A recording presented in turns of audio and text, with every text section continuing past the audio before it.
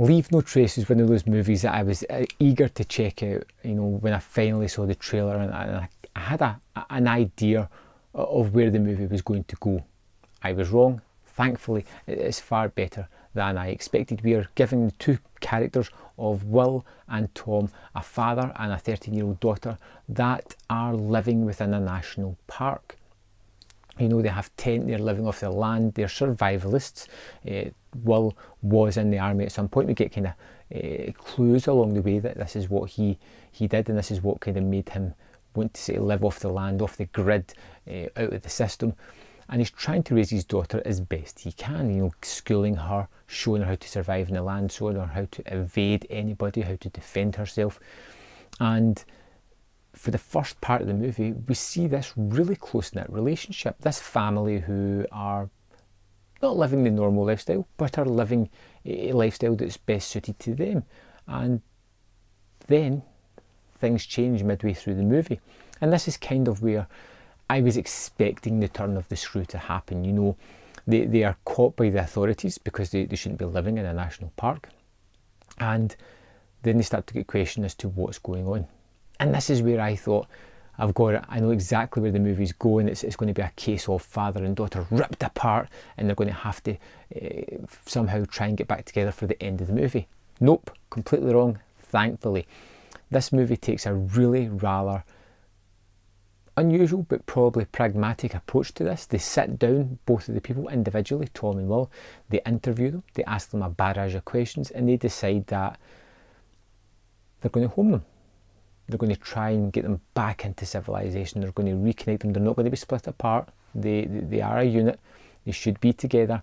And it's more about Tom's integration into society, something she's never experienced, and trying to make friends and get best of the situation, get used to living in a house, not out in the wilderness, and not have to living off the land.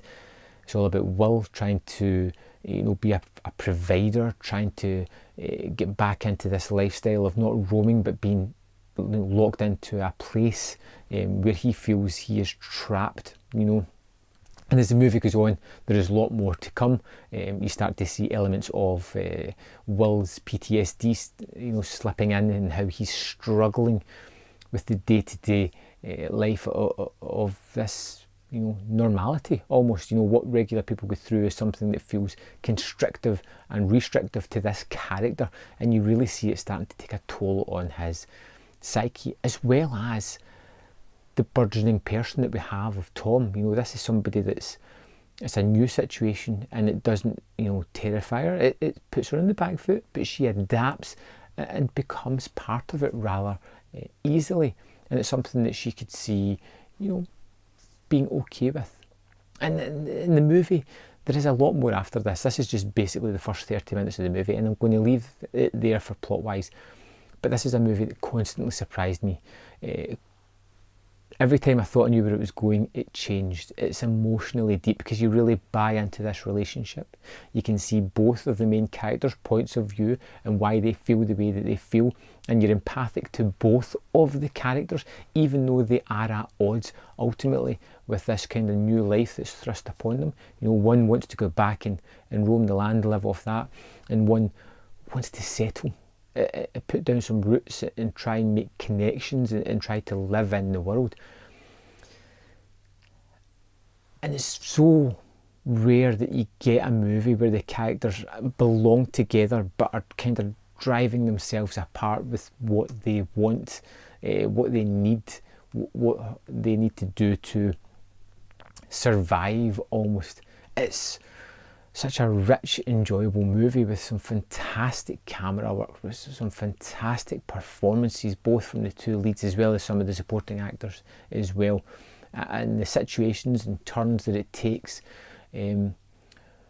were right for the movie, and exciting and daunting and upsetting at points as well. And where the movie leaves, both characters are exactly where I expected them to be, or exactly where I feel they should be, and it was heartbreaking. It was something that was right for both of them,